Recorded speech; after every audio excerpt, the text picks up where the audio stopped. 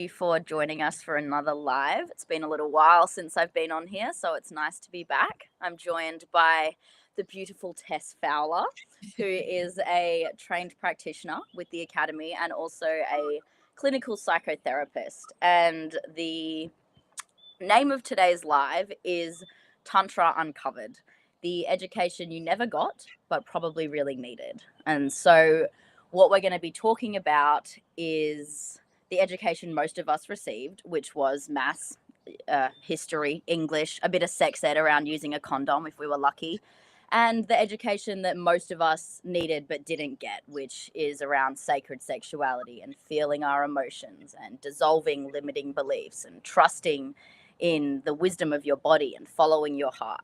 So, we're going to be covering the foundations of Tantra and speaking a little bit into what it means to live and embody tantric practices and how that feels in modern day living. So, Tess, I'd love if you could introduce yourself a little bit more and then maybe share for you what it was like growing up with, modern education and what changed and shifted in your life when you started to explore Tantra and receive more of a tantric education. I'd love to. Uh, just a small. Yeah. Let's dive straight in. Well, first of all, thanks for having me. I'm Tess, and I'm currently clinical psychotherapist, and I run my own private practice, the Ember Room, and have been now trained practitioner with the Academy for a couple of years or a year now. And I guess, first of all, I think I first started doing this work about 10 years ago. So I was about 24 at the time. And really, first up, I was a pretty angry kid. I was a pretty spicy. Me too. Yeah. That's why we get along. I feel like we'll definitely get into that. And the comparison, I think that this is really beautiful because, I think obviously you growing up the way you did, you've had a different kind of education. So the reflection of either is going to be cool to explore. But so I guess really primarily, I think fundamentally the few key things are that I really struggled to hold my emotional body. I felt very emotional, and I had a lot of judgment for that, and it felt something that was out of my control, and my anger scared me a lot, and it was always just kind of too much for me. And then I guess also grew up very then kind of what we would clinically call with anxious attachment, and very very seeking unavailable partners, and constantly just Do you want to feeling speak into very, and my anger had a lot to do with it. Just explain quickly what anxious Yeah, absolutely. And then I can get into also the kind of tantric perspective as well, because I love how Tantra has added a layer for attachment theory. Maybe I'm happy to speak into that now as well. But basically, anxious attachment theory is really officially around proximity seeking. And when you're stressed, do you seek to move close to the people that are safe to you? Or if when you're under distress, do you actually retreat and go independent? And so that then plays out in our adult relationships as anxious attachment being needing proximity, needing closeness, and feeling really distressed in disconnection.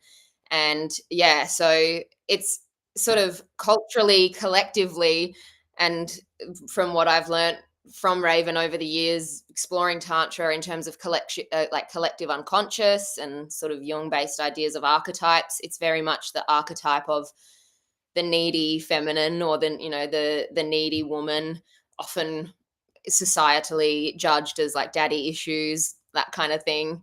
And then the other side of that spectrum, and this is a very simple reduction of all of this, but I guess on the other side of that is avoidant attachment style, which is where connection feels threatening and it doesn't feel safe. And so that's where, if your nervous system sparks up and you're feeling a stress response to something, the tendency is to then retreat and go into a flight response and avoid intimacy and avoid connection and that kind of thing. So I guess for me, I was very much on the anxious end of the spectrum, and just was constantly only ever attracted to people that were not attracted to me or that were unavailable. And I was like, oh, no one wants me, and I'm being rejected all the time. And then it was like I would have like a reasonable amount of men that were interested in me, and I would immediately, the minute that I felt that their interest, I'd just be like repulsed by it, and I like, Mhm. no.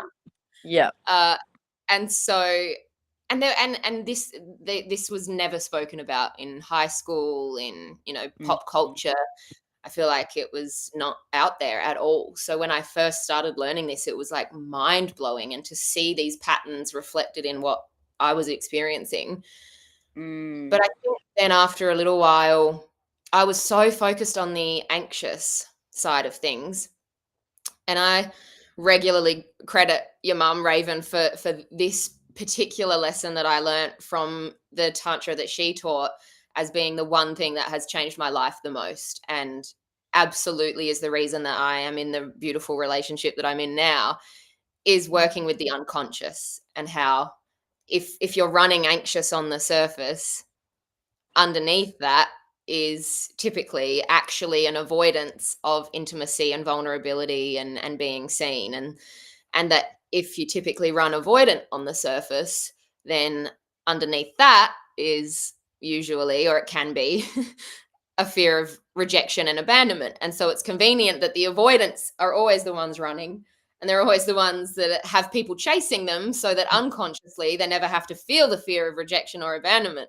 In the Mm. same way that often people who are anxious, that are running anxious on the surface, seems Mm. like a fear of rejection and abandonment, because it's all love me, love me, love me. But actually, when people do, it's unconsciously, it's a fear of intimacy and being seen. So I Mm. don't know if, I hope that was not too much of a No, beautiful. It was great. but that is the one thing around tantra particularly that changed my life, because when Mm. my partner and I started to get serious, my avoidance came up, and I wanted to run, and all I was coming up with all the reasons under the sun why he wasn't the one. And so being able to clock that and recognize that and work through that is what has then pushed me to the other side of being in a relationship that is just, yeah, I'm absolutely obsessed with. Mm.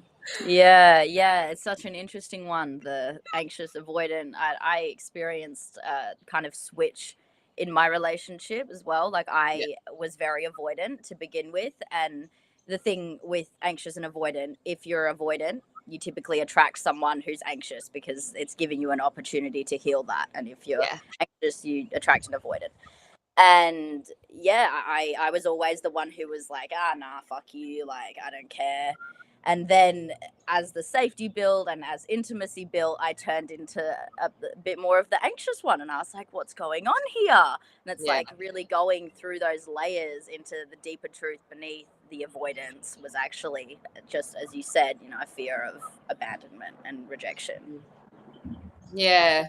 Yeah, it's one of those things that I wish everyone could understand, that because even pop culture, even pop culture, like attachment theory is everywhere now, and it's Mm. like, and that's great, and that's the first step, and it's better to have awareness around that than not. But I do feel like that's particularly what's missing in that education, and that's what tantra has provided for me is yeah, is the unconscious piece, and what's even deeper than what we're just running on the surface, and that's what changes lives.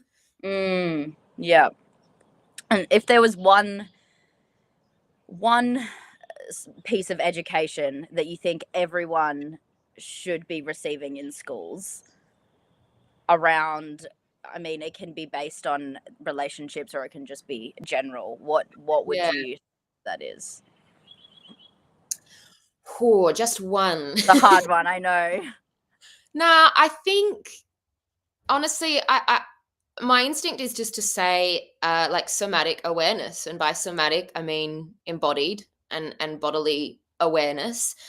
Mhm. And I guess actually maybe I'll refine that by saying somatic processing of emotions. I Mhm. think the world that we live in is so cognitive, and ruminating and overthinking is the kind of coping mechanism that so many people go to, because being in the body is so uncomfortable. Mm. And our whole society is built around cognition and cognitive processing, and it's not somatic. Mhm. So yeah, I mean, that's a big one, and it's kind of broad, but I feel like if we could just be teaching people how to, I mean, it even yeah, it before even the processing begins, even just somatic awareness and embodied awareness, which is obviously what the academy is all about. Mm. Because yeah, I think that leads to so much disconnection later in life, and Mhm. it leads to so much discomfort when we're avoiding our bodies and we're ignoring the natural organic primal signals that our bodies are sending. And then it comes back to the classic, pain is like, what's the thing around how suffering comes from avoiding your pain, not the pain itself. Mhm. Yeah. Yeah. How about you? You have what would be your tip top? I mean, I think it has to be what you said, and absolutely like inviting the uncomfortable and learning to get comfortable with the uncomfortable and to create safety, like the process of creating inner safety for moving through pain and Yeah, chaos within yourself. There's so many. I'm like, it's hard to pick just one. no. But also for me, the piece around seeing sexuality as sacred made Mm, the biggest difference in my life when I compare it to the way that my friends grew up. yeah, That was probably what I'm most grateful for with the education yeah, mum gave me. I mean, absolutely the way that she invited all my emotions, but the education around relationships and sexuality and the importance that she put on not opening myself or my yoni to a man until I felt safe and loved and comfortable, and setting that as the foundation of my first sexual experience, I think was it was incredible to have yeah, that as my foundation. And a lot of my friends didn't have that and had a lot of really bad sexual experiences and are still having really bad sexual experiences. yeah, yeah. Yeah. It's very common. It's it's devastating, but it is definitely Yeah. Yeah. Yeah. everywhere. What do you see as the main difference in friends and others that haven't had that? Like, other than hearing about their bad Mm. experiences, like, what do you kind of see differently in them to you? I mean, uh, so I don't have many friends my age, but the friends that I do have that are my age, none of them are having pleasureful sex. Yeah, And what I see is like sex is a physical act. It's not a deep communion with self and beloved and spirit, which is how I see it. How they see it is, a physical act of flesh and friction. yeah, And they're not, I mean, they're disembodied in their daily life. And so, of course, they're disembodied in the bedroom. And, yeah. they're like, I don't enjoy sex, and I never can, and I just don't understand, and I feel like something's wrong with me. And then Mm, of course the first step is to realize that nothing is wrong with you, and that yeah. it's yeah, I mean, it's societal conditioning, and it's the way that we grow up. We're not taught these things. um And I guess is like going back to kind of what I said around how we're so in our minds all the time, and society mhm, is so cognitive focused, and so we spend all day in our heads and then think, oh, mhm, it's just like, well, on command, I'm going to ignore my body mhm, 23 hours a day, and I'm going to mhm. suppress all of its natural signals, and I'm going to just ignore it and pretend it doesn't exist, and I'm not Yeah, feeling that, I'm not feeling that, and then for an hour I'm just going to expect it to be completely responsive in the way that I want it to be. Like, yeah, yeah, it's exactly, asking a exactly. lot of ourselves, isn't it? Yeah, yeah, absolutely. Like, if I think I'm pretty embodied and listen to my body during the day, but of course, like you and I, we still have moments of not listening. And then, as if I get in the bedroom after a day of where I've ignored some things, like the pleasure is so much less. And I Yeah. can imagine that, you know, most people, they would be even more disembodied. And so, yeah, they're numb to sensation. Yeah. Yeah. And I think also not having, as a woman, the understanding that safety is the key Mm, to pleasure, not understanding the correlation there is also stopping a lot of them from feeling pleasure because like young men, they're not really creating that much safety. And it's not because they don't want to and then not meaning to. They just don't know how to create safety for a woman to open completely. totally. There and that's what I find so devastating is I I actually just remembered I wrote a blog about this for the Academy around like 5 or 6 years ago around the fact that sex education for men, I think we've left them so far behind. Like it's so even now it's so much more societally acceptable for women to explore and for women to talk about that with their friends, and there's like websites like oh my god yes, and there's all these resources. And even growing up I had like Dolly Doctor and Yeah, yeah. like a way in to kind of at least talk about it, whereas yeah I mean, Jesus, I really, I have deep fear for the for the young men growing up around porn and that don't have any alternative positive role modeling and education. Yeah, Yeah, yeah, absolutely. And not even just around sex, around everything. You know, like women naturally get together in yeah, sisterhood, and yeah. men just don't get that. Which, yeah, please, males, come join us. We want you. Yeah, and then the ones that do are just the most beautiful, well-meaning. Like, oh man, like the men that come to do this kind of work, I just absolutely cherish and adore. Oh, me too. Yeah, Yeah, yeah. yeah. So men, don't be scared. You know, this work isn't just for women. It's absolutely for men too, and it's all.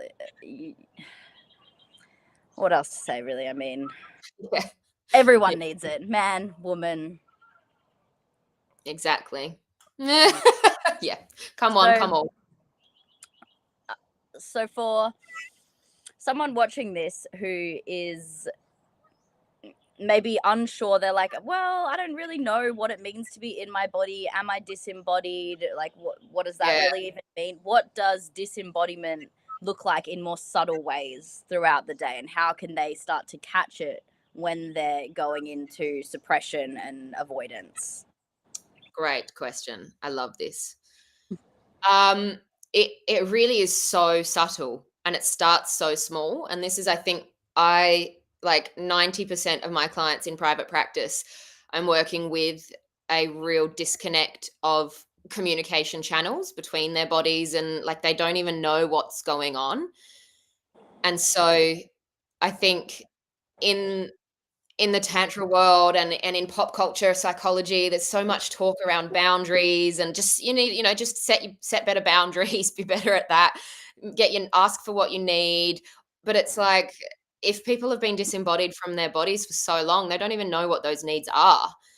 And so it's I constantly use the analogy that this work is like it's like tuning a radio to the frequency so that you Mm, hear what's happening, and you're not going to get it immediately and it'll sound static for a long time until you finally get that frequency. Because if you have been silencing the signals and the needs of your body for so long, then it might not be sending them as often. It might be quite silent. It'd be like I know it sounds silly to be like, your body might just be like, no.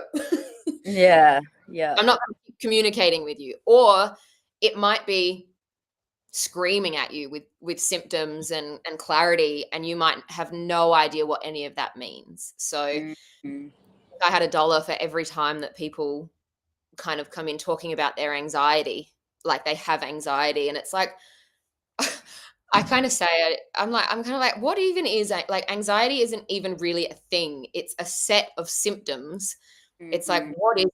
It's tight chest, it's maybe sweaty palms, it's racing thoughts, it's all of these kind of symptomatic things that actually if we tune into, that's when the deeper work happens to listen and go, what's it trying to say? How does it feel? or even if naming a feeling is out of reach, because often people are not, can't even name what they're feeling. So then it's like, okay, what are you noticing in the body?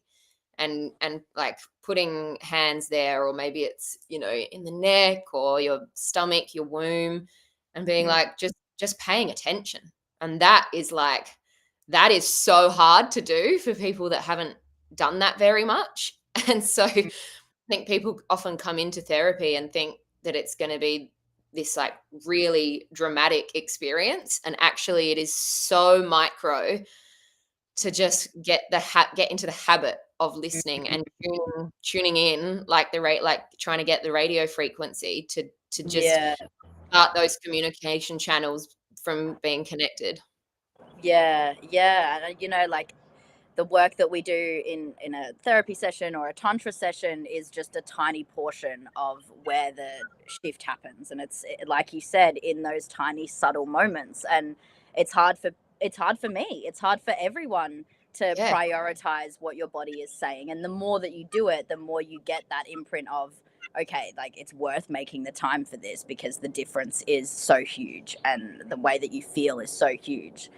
And totally. yeah, like anxiety is your body trying to tell you something. It's like, this doesn't feel good, something needs to change. Yeah, And modern society is like, okay, well, let's just numb that even more and keep doing the thing that's making us miserable and anxious, and just put, totally.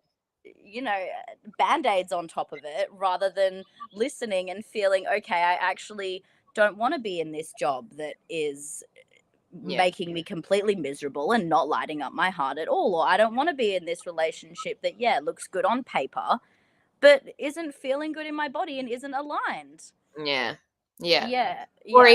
even if it's not some big dramatic life change, even if it is just your body saying, "Listen to me. Like, I'm Mhm. scared." Like, Mhm. and just needing acknowledgement. Even Mm. then, it's like, yeah, Yeah. often when we're denying something and it fights back so much stronger. And it's like, Mhm. actually, when we just allow that to be there, then it's like it can stop yelling at us, because it's like, Mm. "Oh, okay, I'm being heard. I don't need to be Yeah. loud." Yeah. Yeah. Yeah. Absolutely. I often get this with I'm working on it, and it's a lot better now than what it was, but the workaholic in me can Mm, sometimes I and it's really been beautiful to explore this. The last few months I've really been like making myself pause when I get into this state of, I'll be working and I'm working on adrenaline and I'm just sitting at my computer in a lovely spot, but the adrenaline is so high, my body's like, you yeah, need to just take a breath. And mm, it's so hard to just, for 90 seconds is all you need to reset the nervous system. Just yeah, step away from the work, step away from the conversation for 90 seconds and just deep breathe. And the change that that makes is extraordinary. Just 90 seconds of deep breathing. yeah. Hmm. Yeah, absolutely.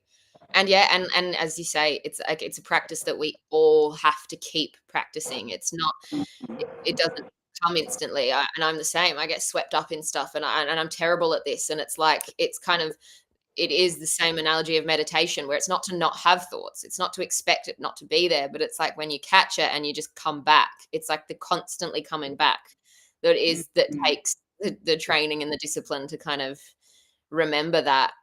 And then I guess, yeah, then it's kind of, it is about not avoiding the discomfort, as we were saying, because so so much of the work is yeah, just once you actually tune in, it's really uncomfortable. So then people think, like, I have a lot of clients that have so much resistance to it, and they think that, oh, because of the resistance, they're doing it wrong. And I'm constantly saying to them, like, no, this isn't meant to cut. This is, of course, it's not going to come easily. You've never done this before. The point is to kind of weed out and see what uncomfortable thought patterns come up, or what emotions come up that say, no, I don't want to feel that. Like, what blocks are there, that actually the point is to identify them and move through them. It's like it's coming back and suddenly just being present with your body isn't going to be a euphorically peaceful, calm experience. Yeah. Yeah. Understanding that doing that is going to bring up some discomfort, and Hmm. learning how to cope with that is the point. Yeah, yeah, and it's like the thing is it's gonna be more uncomfortable for a little while for then a lot more joy, you know, like you're sitting in Yeah. this place of like mild, constant suffering and uncomfortability Yeah. rather than really going into it, feeling it, and then releasing it and letting it transform and transmute and then being a lot more joyful in the long term. 100%. And I'm constantly reminding people when they say to me, it's just easier to do it that way. Like it's easier to just stay in my head and it's easier to not feel my feelings. And I'm constantly saying to Mm, them, it's more familiar. It's not easier. It's just more familiar to you. But as you said, in the long run, life mhm, becomes so much easier when things come up and you can, move through them mm, rather than being so rigidly avoiding it. mhm. Yeah, yeah, and you know, you're the familiar, we always wanna stay in the familiar. We're wired as humans to stay with what's familiar and stay with what's comfortable, and for a lot of people, that is suffering. And so that's what they naturally, unconsciously often wanna stay in because it feels Mhm. uncomfortable to feel so fully, including feeling their pleasure and their joy. Yeah. Yeah. And maybe I'm happy to, or you can, and maybe it would be helpful to explain a little bit around why that is, around the nervous Yeah, system. Why? Do you want me to go into that? yeah, yeah. Yeah. So yeah, I mean that's basically it. It's like our nervous systems usually between the age of 0 to 7 get taught certain patterns and when what we're exposed to and dynamics and things like that. And so I think particularly the T word trauma gets brought up all the time and it's like people say trauma gets stuck in the body. Mhm, That makes it sound like, oh, my, my trauma's stuck in my shoulder, or like sometimes that's true, but it's like it's more that the body carries tension of emotional patterns that continuously get played out. And so mhm, we learn coping mechanisms and we learn coping strategies and patterns of behavior. That's more how I see it, as getting stuck, because then you loop the same attraction to people, you loop the same avoidance of conflict, whatever it is, you're used to that and it's familiar in the body. And so because the nervous system is wired that way, it's kind of, it's how we kind of keep recreating situations and you think, god, like, why am I back here again? And it's mm, I think it's about patterns that the nervous system responds in the same way over and over again until you learn to clock that and go, oh, that's that reaction, that's that pattern. How can I honor what's happening, listen to what is coming up, and then try and find a way to make a different choice. mhm. And when we speak about, you know, rewiring patterns and dissolving these patterns, what does that kind of look like? You know, I know that it obviously involves a lot, but if we can simplify it a little bit. Yeah. God, I mean, I sound like a broken record, but I do think it comes back to listening to the body truly, because often the pattern is avoiding the Mhm, discomfort of the emotion that's come up. So I think self-awareness and bodily awareness of emotions, and then the willingness to recognize what's going on. Um, yeah, I think in terms of like rewiring the nervous system, it's I think one again, this is another big crucial thing that I've learned from your mum over the years, is that if trauma is that the stress response is stuck, if in our nervous system, if we tend to move towards fight or we tend to move towards flight, like kind of stubbornly trying to flip the script and go in the opposite direction is going to feel really like aggressive and abrasive. And so I think it's actually, for me, it is, and I'm sure it is for a lot of people, but it's about learning to honor the stress response that's come up in the nervous system and go, okay, I'm having a fight stress response, but maybe instead of screaming that at the person that I love most in this world, it might be helpful to actually go and let that run. So punch pillows and scream and get that energy out and discharge the tension. And so it's not about escaping or changing our patterns. First of all, it's actually catching them, honoring them, mm, listening, letting them happen. And then once the energy is discharged, that's when you can come back from a place that's less reactive and then more, mm, more productive. mm. Yeah, that honoring piece of really, you know, like your body is not trying to do bad. It's trying to protect you, and it's doing Mm, what it's learned to protect you. And so honoring your body and being like, thank you for trying to protect me, and we're safe, we don't need to do this anymore. And then, like you said, taking yourself off and shaking, you know, shaking is such a easy, incredible way of releasing tension. And yeah. bashing pillows, you know, like you just put your hands together like this, get your forearms and bash the pillow with the forearms, make sure you have thick, yeah, exactly. And like breath, sound, and movement are the Yes. keys to transmuting and transforming emotion. So you connect with your breath, and you let the sound come from your belly. You know, you don't want to be sounding from the throat because you're just going to get a sore throat. So Right. really let the sound rise from the stomach, which is often where we store emotion, and really let the sound be an expression of the emotion, not a performance or like, I sound weird. Like, don't worry. And Mm. sometimes my expression release is like, nah, nah, like it gets weird. But it's sometimes it's just what needs to come out. Absolutely. Oh man, the Yeah. sounds that I have made. Yeah.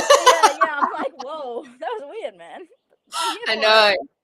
And I think there's like part of it, there is also like a little bit of fake it till you make it. Like if it doesn't come naturally, it's because, yeah, your body's not used to, it's not used to doing that. But it's like if sort of gradually without pushing too hard, and obviously, yeah, it's about knowing your kind of comfort zone and how much you can titrate out of your comfort zone to get to the edge of transformation. But yeah, it's like Mhm. faking it till you make it and being like, let's just, I really like the idea of staying curious. Mhm. I really love the idea of like, let's be curious about this and let's see Mhm. what's there. And let's, if I, punch some pillows for 5 minutes, I might get absolutely nothing. But kind of like what I was saying before, what you'll get is if you try, you will get access to all of the thoughts and all of the blocks that are coming up that are not allowing you to go there, Mm. kind of like flushing out all of your inner dialogue, unhelpful beliefs, all of the core kind of, yeah, all of your Mm. belief systems that say anger's not safe. I'm not allowed to be angry. It's too much. I can't be dramatic. I'll get in trouble. Like by trying to do it, you kind of get access to all of that good juice. Like that's where the work is. Yeah, absolutely. And because there is a lot of talk about, you know, get out of your mind, be in your body. And that is what we want to do. But it's like not rejecting or shaming the thoughts, but witnessing them and being like, okay, what is this telling me as I'm trying to, something that I often notice is perhaps I'm feeling my pleasure and I'm focusing on expanding pleasure in my body, and work comes into my head. I'm like, okay, you know, witness it, notice it, and then there's some work to do there. Yeah. Hmm. Yeah. So yeah, that would be in terms of rewiring. I don't know. It's like it's both very complex and nuanced, and it's also very simple. And ultimately, everything comes back to listening to the body. And that, yeah, that sounds like a fluffy. Oh, I'm going to listen to my body, and it's like, oh, just you try. Yeah, yeah, Like, people doing this work are hardcore. yeah, yeah. Oh yeah, it takes guts, but on the other side is it's worth it for sure. Yeah. And another really integral part of all of this is when you're so throughout all of these processes, what you're doing is you're deepening your relationship to self, and as you deepen your relationship to self, that's going to then create space to deepen your external relationships, you know, because the relationship you have with yourself sets the standard for the relationship you have with another. So Yeah, you can't hold yourself through your grief, don't expect your partner to hold you through your grief. You're shaming yourself for your anger, your partner's probably going to shame you for your anger, because, you know, yeah, we attract in the reflection that we need to notice, to heal and to transform, because the totally. universe wants us to grow, and it's going to keep putting us in situations that give us that opportunity. And a Mm, lot of people miss them and ignore them, and so they stay in those same toxic situations. yeah, yeah, And a huge part of deepening this relationship to self is understanding that you have within you an inner masculine and an inner feminine, and you have this inner union within yourself that is the most important relationship you'll ever have. Yeah. And it's the relationship that you need to prioritize first and foremost above any relationship with anyone else. So I'd Mm. love, Tess, do you want to Beautiful. maybe speak into Yeah. what the inner masculine and inner feminine is? Yeah. Well, and I suppose just to start with what you mentioned in terms of, yeah, like the capacity that you have to hold yourself. And I think there's a really, like, we all know the the rooster, like, pick me. We all have heard that thing of like, you know, you won't find love until you love yourself or something. And I think, like, at its core that's true, but I think it can also sometimes create a bit of fear because so many people don't love themselves, but they're still there are people out there that want to love them. I think for me the key difference is having the self-awareness to go, okay, yeah, these are the ways that I push love away, or these are the things that I don't like about myself. And this is what Tantra teaches you, is to explore your shadows and those parts of you so that you can kind of, like, we don't expect people to be perfect, and I don't expect myself or anyone to be perfect at this and love myself fully every day in order to have my partner show up fully every day. But I sure as shit take responsibility for the parts of me that want to push it away, or that are creating conflict, or that are a block to creating that. And so I think if you can acknowledge that and have done the self exploration to go, okay, I don't love this about myself, but I'm working on it. And Mm-hmm. this is how, and I want to work on that with you. I think that's the key difference to, like, healthy relationships, when two people are aware of their shit and their issues, and they're aware that they're working on it together, and there's the safety to call people out, or, hold them accountable. So Mm-hmm. it's not expecting you to be fully whole and loved and healed and everything be perfect in order to have someone show up. It's more just about having the intention that that's where you're wanting to get to. Does that make sense? Mm. Oh, absolutely. Like, perfection is not, humans can't be Yeah, perfect, and neither can your relationship. And like, a healthy yeah, relationship is not one that never has conflict. And I actually think like, if you're never, of course, we don't want to have conflict all the time, but if you're never having any kind of discussions around things that are coming up and triggers, like, you're probably not going really to those deep places yeah, together.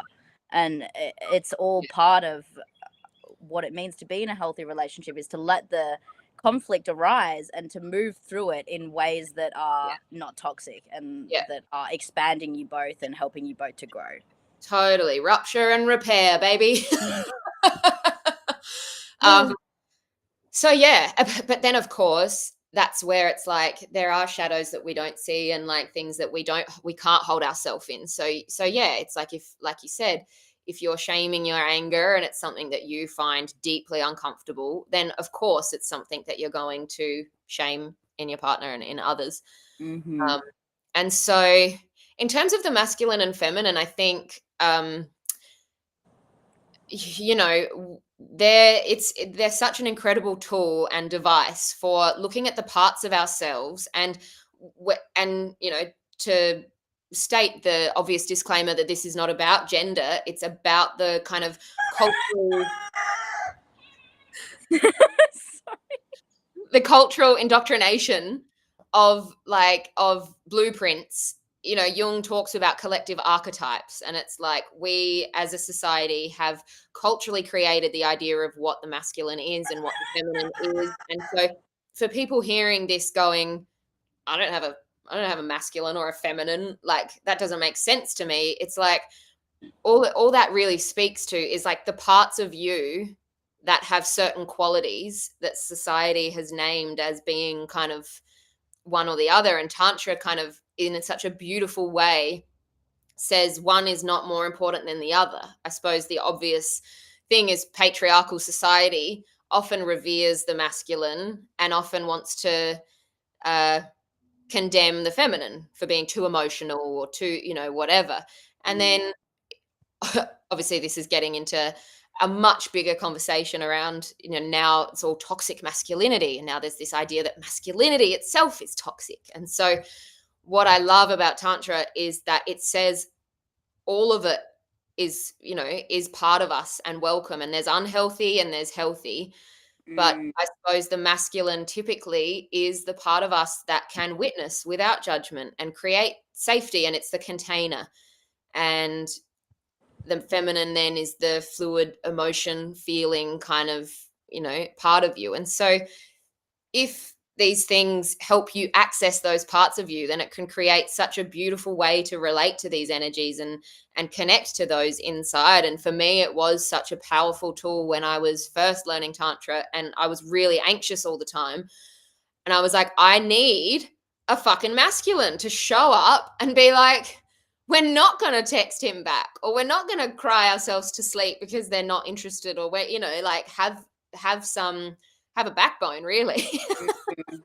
mhm, mhm, um, so I'm aware I'm like going on such a tangent here, but yeah, I suppose masculine and feminine, when you marry the two and when they're balanced and when you can feel like you accept all the parts of you equally and respect and love and revere them for what they bring to the table, and like one is not more important than the other, then it's mm, like that's when you kind of, yeah, can hold yourself and explore mm, more.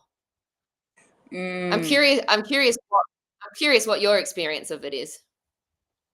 Yeah, I actually think, when we spoke about what we think is one of the most important things that everyone should learn, I think perhaps this is maybe also really up there for me, and Yeah, this made the biggest difference in my relationship.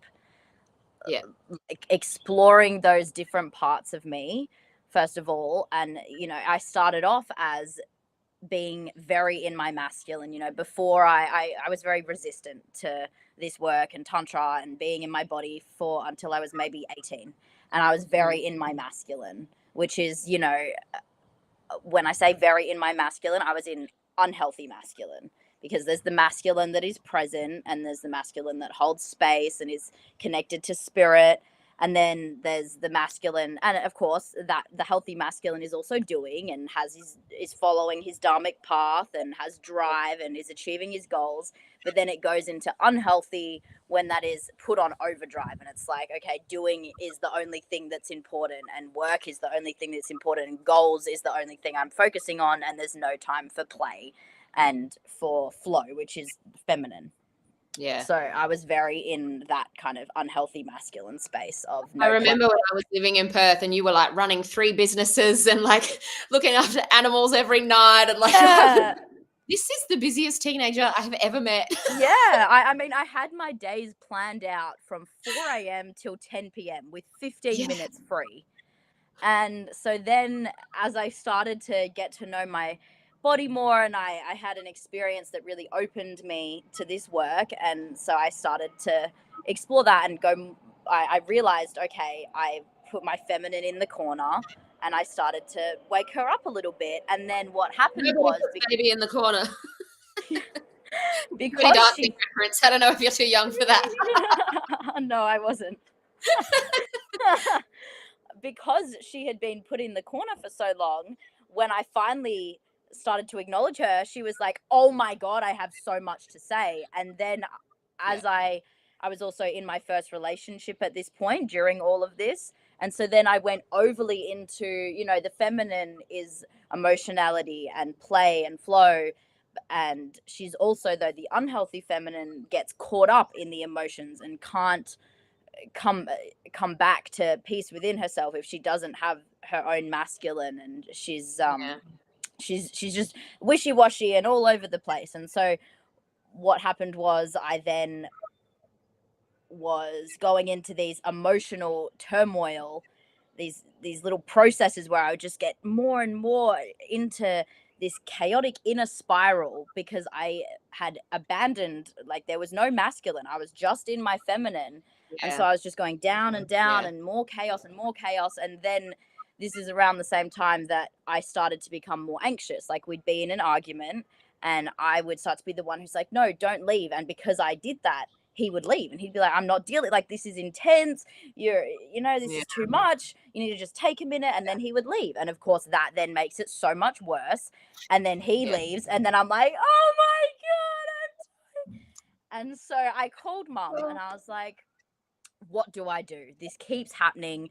He like I he leaves and then I can't hold myself. I'm just falling apart completely. And she was like, well, are you working on your masculine? You know, like we talked a lot about evolving my feminine and going more into that. And she was like, well, have you been doing masculine practices? Have you been sitting in meditation? And I was like, no, I haven't at all, actually. And so I started to balance in my daily practice, because my daily practice had just been to feel, and I'd be singing and feeling and all very feminine aspects. And so in my daily practice I then started to incorporate meditation and really consciously invite in masculine qualities of stability and grounded, and I'm here and you are safe and I have got you. And then because I'm, like, you're not going to be able to just bring your masculine in those times of chaos. You need to be bringing him in when you're in a place of safety and ease in your body. 100%.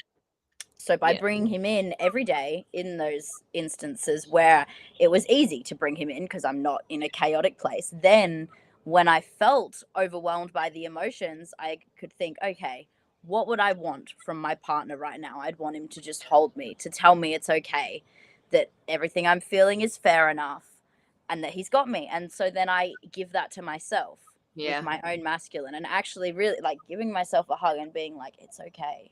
Like, Yeah. you are safe. What you're feeling is fair enough. And I've got you. I'm here. Mm. Oh, Yeah. that's so beautiful. Yeah, you're so right.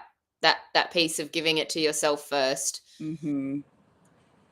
And the beautiful marriage between the two. And it's funny, like whether you call it masculine, feminine, or whether you call, like Mm-hmm. whatever people want to call it, it kind of ties in with parts work. It's like the part of you that can be the witnesser, or the part of you that this. And I often think for people that are new to Tantra, that the masculine, feminine energy, I know that like it's the one thing that in Adelaide we often get a lot of sort of confusion about, or Mm. people are hesitant about it. But without a doubt, my favorite part of the fundamentals of Tantra workshop that we do is, I don't want to spoil the fun, but like when you actually get up as a group and invite people to play out these energies of the unhealthy masculine and the healthy masculine, and the unhealthy feminine and the feminine, and people that have never identified with this terminology in their life, Mm.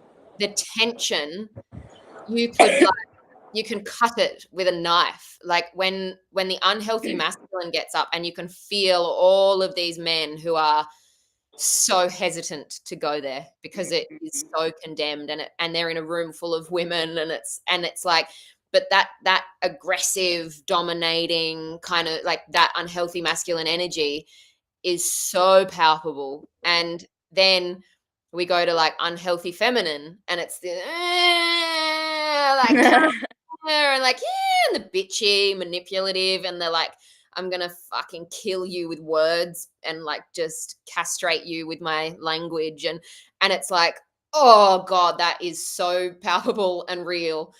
And Mm. then the flip side, when it gets brought in the healthy, it's just so beautiful. And like the men that just like turn on their like healthy protector masculine, and are just like glowing and walking around the room proud, and like, and then the feminine in like in the little inner girl, and the joy and the play, and the and Mm. the sexuality and the beautiful seductiveness. And so Mm.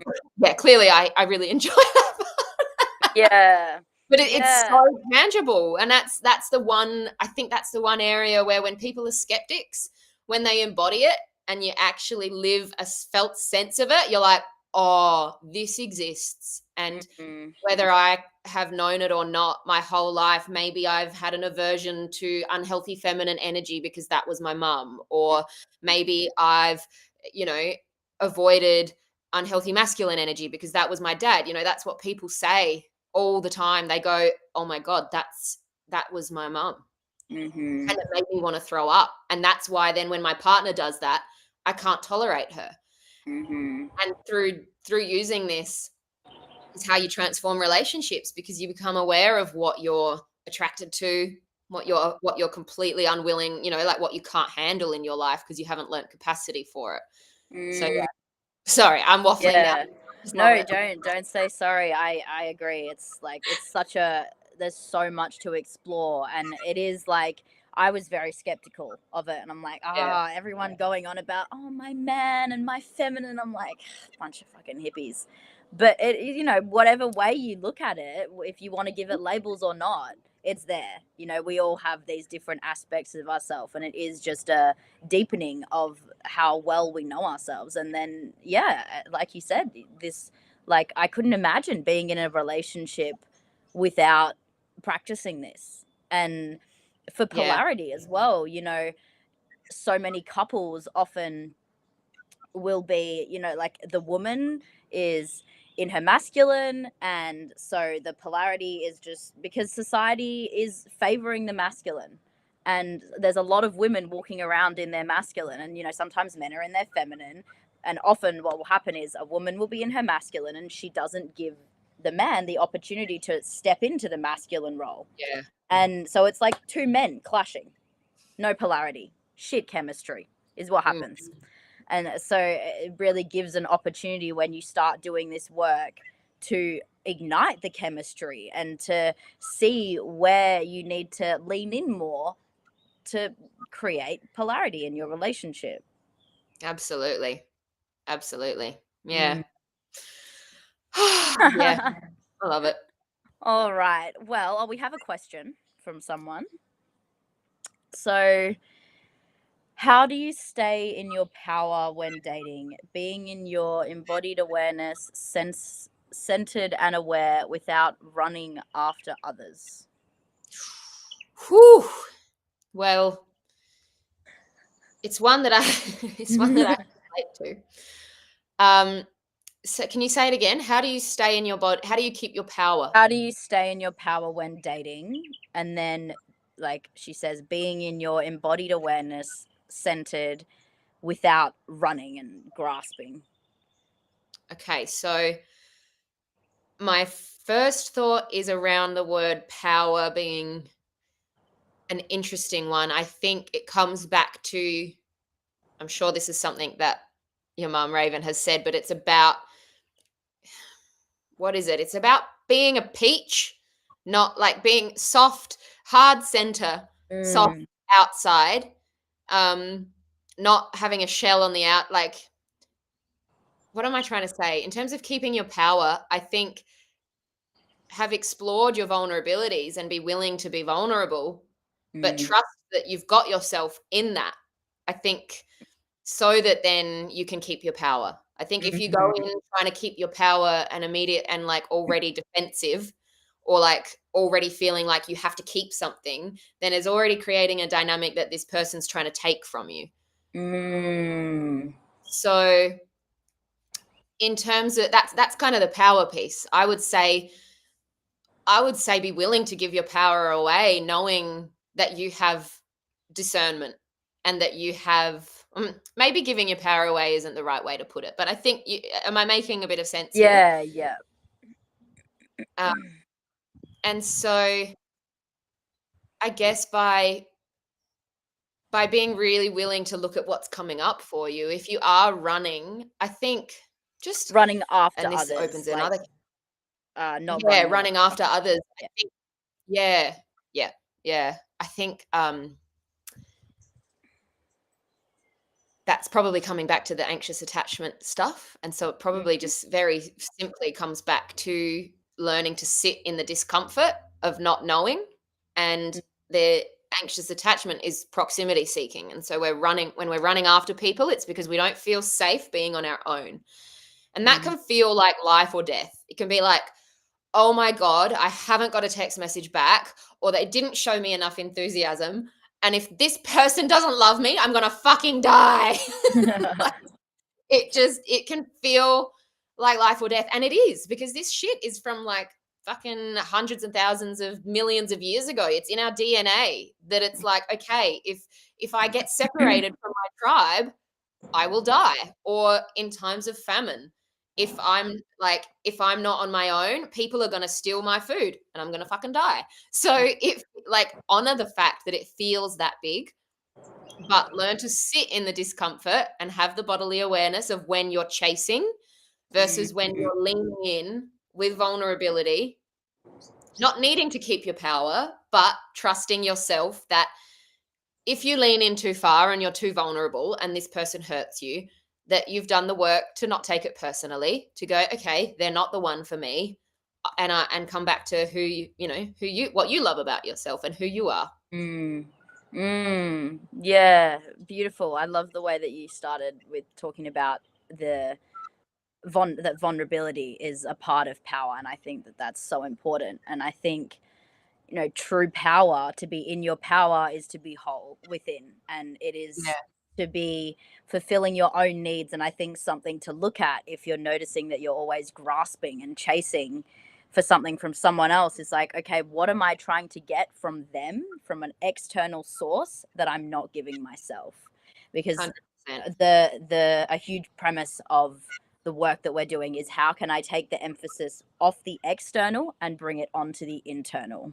So how Yeah, can I stop trying to look for what I need from out there and source it within? Because if you can't source it within, it's never going to be true. It's never going to be lasting. And it's going to feel like you're always grasping and trying to get more. yeah, So if you feel like you're chasing, if you feel like you're running, just pause and, notice that there's going to be discomfort there, like you said, and just see, okay, what feeling am I wanting from someone else that I can't get by myself? And then that's where the totally. work is.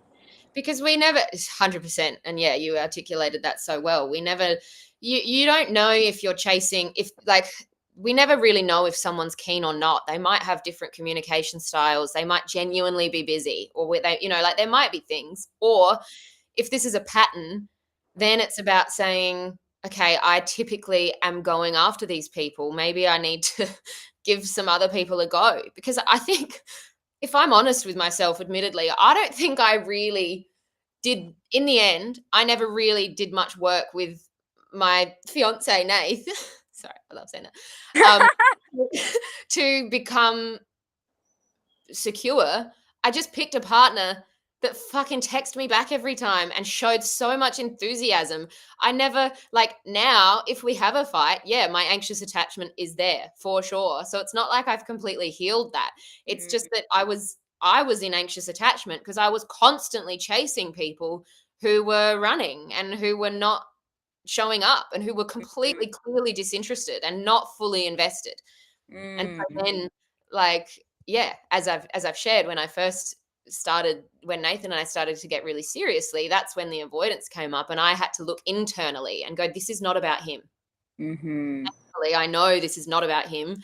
This is about me. And so keeping it, and for the anxious attachment, it's often that you need to be more internal and go with that. And for the avoidance, when you're the one that's constantly trying to get away, that's where you have to actually lean into communication, lean into connection, and mm, try and dabble with that. But that, I mean, that's mm, a whole other kettle of fish.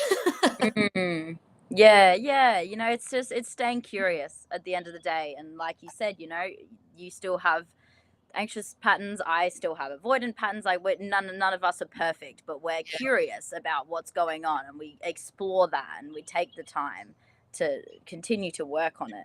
Yeah, to reflect and then go, oh yeah, this is a pattern. Maybe Mm-hmm. maybe I should pick differently. Mm-hmm. Yep. Yep. So yeah, Okay, so for those of you who are feeling, oh, this is a bit interesting, and who want to really, like, there's only so much you can learn through the mind, and there's only so much change that happens through the mind. But real change, in my opinion, happens through the body, and it happens when you get an embodied feeling of this work, and how it feels in your body to be free in your emotional expression and connected to pleasure, and that all of you is welcome. And there's so many different things that we feel through tantra and this practice, and a beautiful starting point is our weekend workshop, which is fundamentals of tantra. It's a 2-day workshop which is absolutely incredible. You know, it's different every time. I've been so many times, and every time I get something new out of it. Every time it completely changes me. So Tess and Erin are running this workshop in. You speak into it because you know the dates and things more than me. Yeah, so it's coming up quick. So it's the 18th and 19th of October. So a couple of weekends away in Adelaide, in Australia. Mhm. Yeah. So yeah, if there are any Adelaideans or any interstaters that feel like, flying over for a little trip. So yeah, we've got a beautiful, beautiful workshop space up in Belair. And yeah, so looking forward to it. We haven't done it for a couple of years, and so it's going to be, we were running these for a few years, and it's just always a beautiful, beautiful time. Yeah, yeah, and the workshop is really looking at everything that we've spoken about today. Yeah. And day one is inner union. And so you get to explore your feminine and your masculine, and you get to really deepen the relationship that you have with yourself so that on day two, you're leading from a place of wholeness within, or you know you've got a basis of that and you're in the process of creating it. It's not just going to happen overnight, but you have that foundation. And then on day two you go into outer union, so you get to explore with others and feel what it's like to be in conscious relating and to relate with someone who is also coming from a full cup. You know, we're all meeting each other from this place of fullness, and that's why Yeah. this weekend is so beautiful. You know, it focuses on the relationship with yourself first and foremost, and then from that place your relationship with others, which is, you know, like who doesn't want a brilliant good relationship? It's Yeah. most of the world is out here being like, I want a relationship that's good and good sex, and that all starts with you, with the Yeah. relationship you have with yourself. Yeah. Yeah. The Harvard studies aren't lying. They're like the 80-year-long studies on happiness are like, oh yeah, it's all about relationships. Yeah, yeah. Yep. So yeah, we definitely, we do a lot of embodiment stuff, but we also do a lot of teaching of concepts and tools, very practical tools that you can take with you, and learning communication structure, and yeah, exploring what healthy sexuality looks like, and it's all very respectful, and you don't have to engage. There's no physical touch with others if you don't want. Like it's very safe and gentle and nurturing. So I know that some people find thought of doing it very like, oh my god, what am I getting into? But it's a beautiful, beautiful, autonomous, and very safe experience. We would like. Mm. Beautiful. Yeah. So they've got the one in Adelaide, and myself and Chantel will be there will be one in Perth where we will mum will be running that, and I'll be there supporting. So that's not until the end of January next year. And we also have a few other practitioners running fundamentals of Tantra across the world. So I will put a link below to get the link to look at all of our FOT events, all of the fundamentals of Tantras that are going on, so you can see what's going on near you. And yeah, I think that's good. Yeah, come along and get the education that you never got, but Yeah, always. yeah. Yes, exactly. This is your opportunity. Give yourself what Yeah, you need. yeah. Otherwise, obviously, if you're here, you know that the Academy has a bunch of resources. I have a website, so feel free to check that out. And if you want to explore more, then yeah, we're totally here and available.